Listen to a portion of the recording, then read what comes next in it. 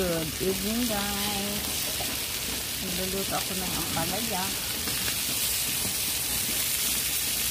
Ampalaya, ginisa ko lang sa bawang kamatis. Sa may karne. Di-fry ko yung karne na yun. Walang sibuyas kasi wala rin. Pwede naman. So marami naman kaming ampalaya kasi may tanim kami sa likod. Ayan, ganyan. Just pork. And also munggo. Yan ang kasama naming ulam tonight. Lagi kami nagluluto na ganito. Once a week. Yung ginisa ko kanina na ampalaya na may karne, nilagay ko ng konti dito. Kasi wala kaming malunggay. Malunggay man dapat ng kapartner nito. So ayan templado na yan guys. Pinakukulo ko lang kay bagong lagay yung aking sahog.